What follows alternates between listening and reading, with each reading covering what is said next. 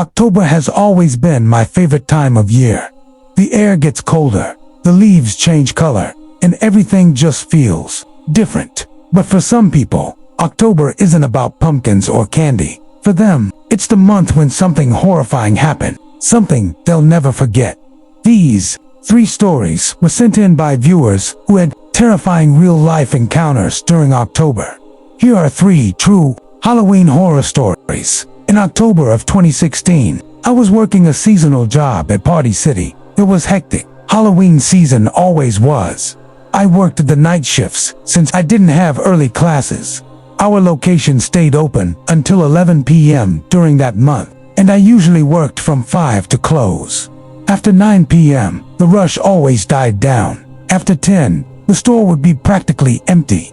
There'd be only 4 of us left: Maria at the register, Kyle restocking shelves, Ashley, the night supervisor, and me. That night, my job was what they called a costume grabber. I'd get calls over the walkie-talkie to grab specific costumes in certain sizes for customers to try on. But once things quieted down, I was told to start cleaning up the aisles and restocking, which meant a lot of trips up and down to the basement.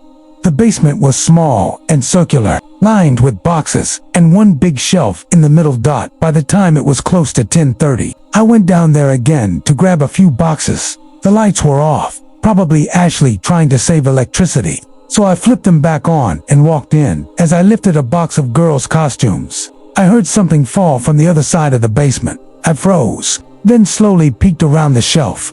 There was someone standing there, a tall figure in a white hooded robe with a monster mask. At first, I jumped, then I laughed, assuming it was one of my coworkers messing with me. I said, "You got me," and waited for them to laugh, but they didn't say anything. They just tilted their heads slightly to the side. I figured maybe it was Ashley, but this person was too tall, so it had to be Kyle. I started walking toward them to pull the mask off, but they backed away. That's when I noticed the boots dirty. Heavy work boots. Kyle was wearing sneakers that night. A chill ran down my spine. I slowly walked back up the stairs, shut the basement door behind me, and found Ashley by the register. I asked, "Where's Kyle?" And before she could answer, Kyle called out from a nearby aisle, "What's up?" My heart dropped. I told Ashley and Kyle someone was in the basement wearing a costume. They followed me back down to check, but of course, whoever it was had disappeared. There was a back exit near the costume storage room, used for truck deliveries. It was possible the intruder escaped through there. Ashley checked the security footage, but the cameras only covered the sales floor and front door, not the basement or costume room. No one had been seen entering. I had to get back to work, though I was terrified. When I returned to the basement, everything felt heavier, quieter. I grabbed the same box and started heading back up. Then I froze. There was a soft, crinkling sound, like a plastic bag being stepped on. I looked toward the far corner of the basement, but there was no movement. I decided I wasn't getting paid enough to find out what it was. I carried the box upstairs and turned off the light before I shut the door. I looked down the stairs one last time. At the bottom of the staircase, the man in the white robe was standing there again, only this time, he had no mask. I saw his face. He was smiling up at me. I slammed the door shut and screamed for Ashley and Kyle. We ran back to the costume room, but the basement door was open again, as was the back exit. He was gone. No one ever figured out who he was or how he got in. The cameras never caught him leaving either. To this day, I don't know if it was a prank or if someone was waiting for the right moment to do something worse. When I was around 10 years old, my friends Liam and Billy used to come over to my house every October. We'd rake all the leaves in my yard into one giant pile and have what we called triple threat matches, basically just wrestling in the leaves, pretending to be WWE superstars.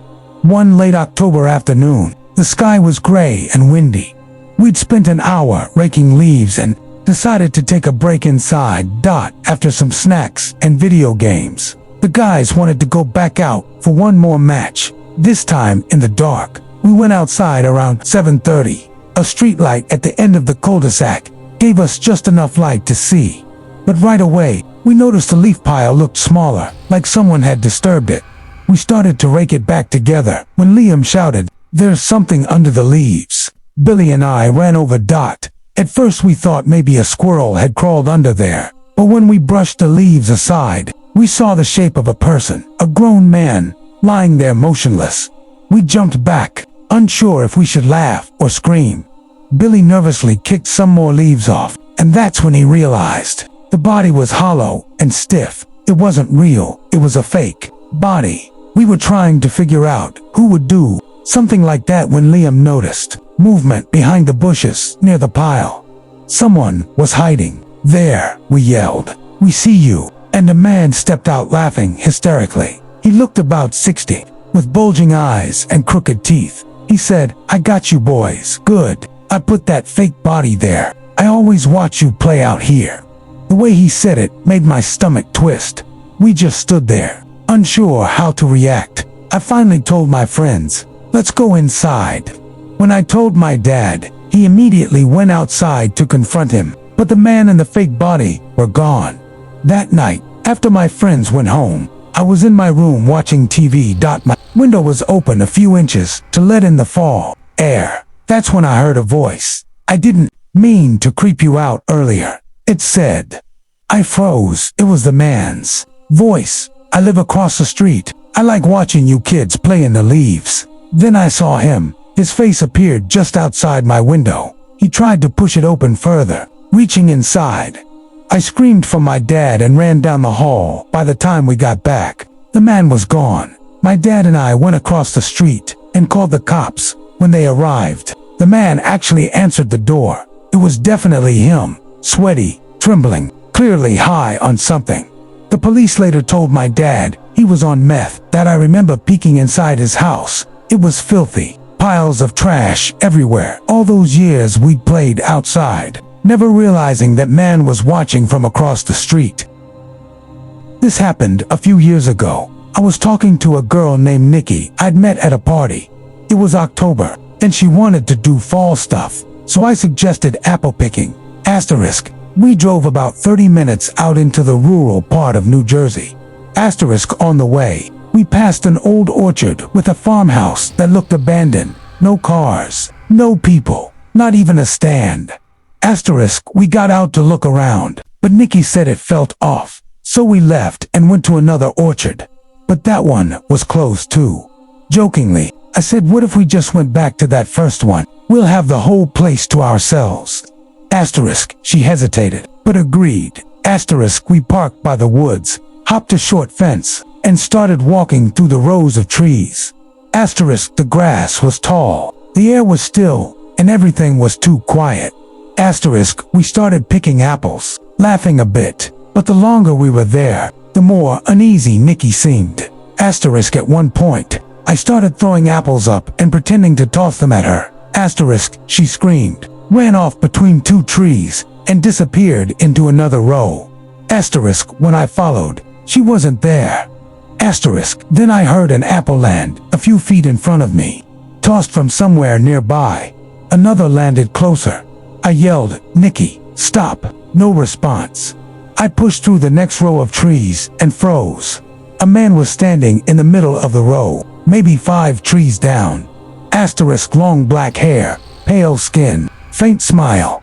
He didn't move. I turned and went through another row, calling Nikki's name. My phone rang. It was her. She whispered that some guy had been following her around, wouldn't speak, and looked like he wanted to hurt her. Asterisk. Her description matched the man I'd just seen. Asterisk. I told her to run back to the car. Asterisk. When I got there, she was already waiting. Asterisk. Then Nikki screamed, pointing ahead.